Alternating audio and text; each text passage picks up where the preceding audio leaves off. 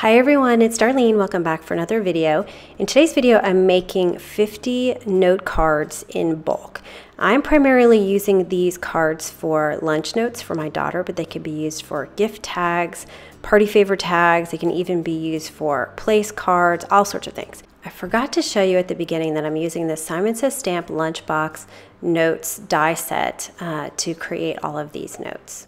The first thing I did was go through my stash and I picked out every cute stamp that I had that I could color and fit within this lunchbox note. So you can see I'm stamping a lot of these on a piece of cardstock that I've actually cut out to be 1 3/4 by 1 3/4. There is another insert kind of die as part of this set, but it's a little bit smaller. So I wanted to be able to incorporate some of my larger stamps. So I stamped them all on Canson XL Mixed Media watercolor paper. And so I stamped them all, a bunch of them, in big groups. I stamped them in VersaFine Black Onyx ink, and then I covered them all in clear embossing powder. So I'm doing this in bulk here, and then I heat them all up at the same time. And by doing this, my heat gun stays hot, and so it really quickly goes through all of these different images. So now I'm starting on my next group, and you probably are recognizing a lot of these stamps I've used over the years. And some of them didn't quite fit exactly, but I kind of hung them off the sides just to incorporate them because some of them are just so cute. Now I'm going to use the die that comes with the set for the smaller stamps. And so I'm just measuring this on my paper to see how much space I have for stamping. So I'm just going to keep this on one sheet of paper. And I'm stamping donuts right now, but I stamped all sorts of things and I covered probably 4 different sheets. And then again, I put clear embossing powder on all of them at the same time, and then I heat them up all at the same time. So you can leave your embossing powder laying there for a little while before you heat it up. The key thing about making these notes is to do them very quickly. And so I decided to use my Zig watercolor pens because they are the fastest coloring medium I have. And I really wasn't particular and I whipped through these very quickly. So I'm going to show you, I lined up all the ones that were similar that I stamped. And I'm using a light gray on this panda, and I'm just coloring where the shadow areas would be. And I fast forwarded it, but I'm really doing this quite fast in real time. And because I'm not really being particular about how much I put on and where I put it, because I'm going to be blending it all out.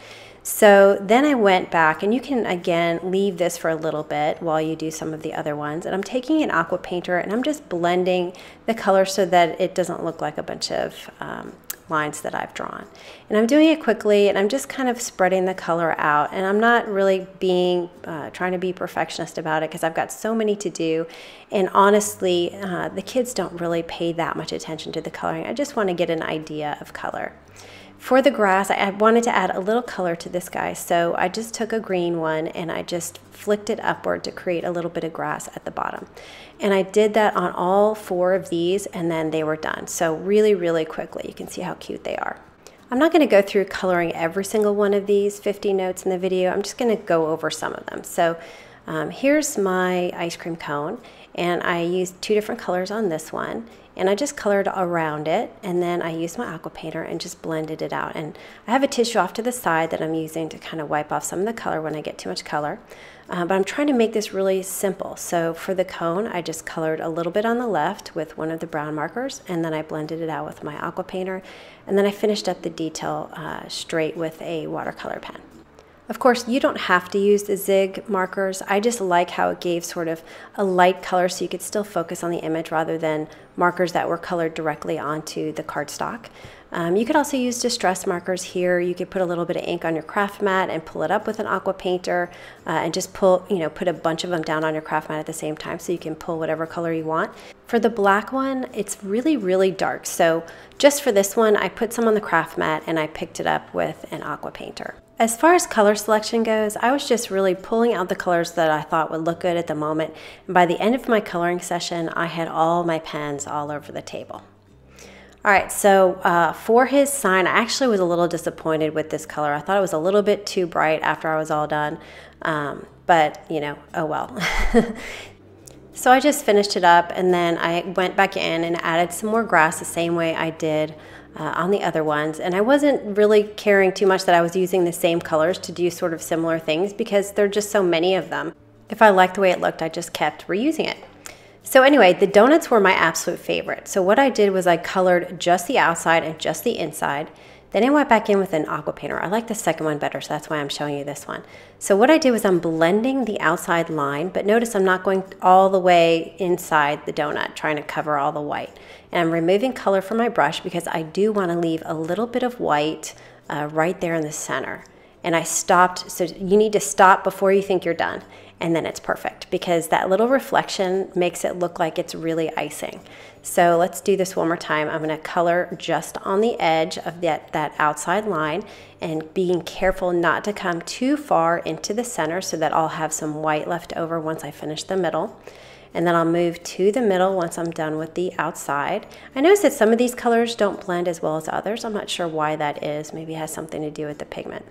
Anyway, these are my absolute favorites that I did. And then for the outside, I just took one of the lighter kind of browns and I dotted some color here and there. And then I just moved the color around with my aqua painter. I really had so much fun coloring all these because I could be messy and it really didn't matter because I just wanted it to be a watercolor look, no big deal, and get through quickly. For all the fish I colored, I wanted them to be in water. So I just took a light blue pen and I colored around it. Then I just used my aqua painter to pull that blue out, and I wasn't really too concerned if I didn't pull it out far enough because it was kind of an artsy look. I just wanted to give the image that the fish was in water. And this marker really spreads easily and it blends right out into the paper, and you don't have to feel like you have to really do it fast because once it dries it'll be reactivated with the water with no problem.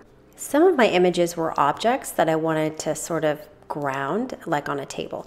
So I took the gray marker that I used for the panda bear and I just drew a little bit to the left and a little in the front and then a little to the right, and then I took my aqua painter and blended it out so it didn't look like such a harsh line. I did the same thing with my chickens, except I wanted them to be more on gravel, so I took a dark brown marker and did the same thing. So I just kind of randomly colored on it, and then I took an aqua painter and blended that out. And again, it's just made to look like an artsy watercolor. So that completes the coloring. My next step is to take the smaller die from the set and cut out all the smaller images. Now I'm ready for the next layer of the note card, which is going to be this die right here. And I went through my extra paper and I just grabbed random colors and I cut a bunch of them out with my Big Shot. And now what I'm going to do is I'm going to match them up because I want them to match a little bit. So I'm just going to kind of figure out which ones look good on which colors. And I'm going to match them all up and put them up off to the side and figure out if I need to cut some more or not. And I did end up having to cut about 5 or 6 more. So next I'm going to adhere all these together, and I'm keeping this simple. You could use foam tape or something like that, but I just used my ATG tape runner so that I could get through them quickly. And then finally, I wanted there to be a white back on my note card so that I could write the message on the back. So I'm adhering all of these to a 3x3 piece of Neenah Solar White cardstock. It probably should have been 2 3/4, but I wanted my note to be a little bit larger so that I would have more space to write my message. So I went and added all those backgrounds, and then here it is finished. Now I need to pull out some of the ones that I want to add a little bit more detail to.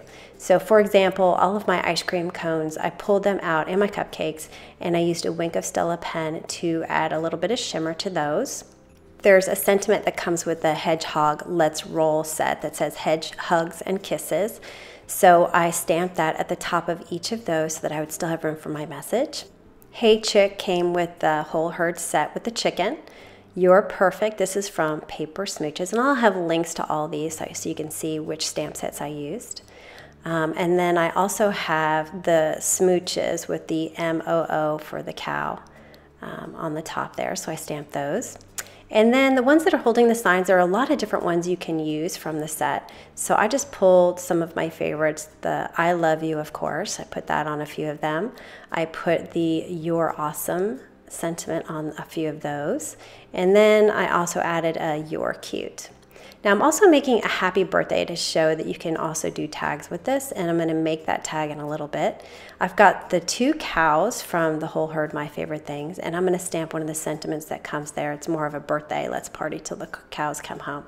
So when I make tags out of these, the scallop has a center scallop, which is really nice because then I can mark a hole with my pencil, and then I'll punch it out with my 1/8 of an inch Fiskars punch.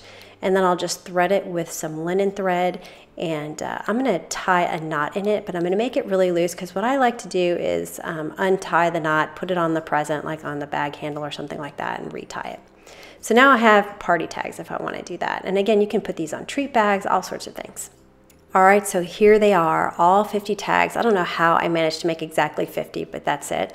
And the secret to these tags, honestly, is this: Super Goofy Jokes. It's a book that I got, and it has all these jokes for kids that they love. My daughter loves these. In fact, her whole lunch table is like, what's the joke for today?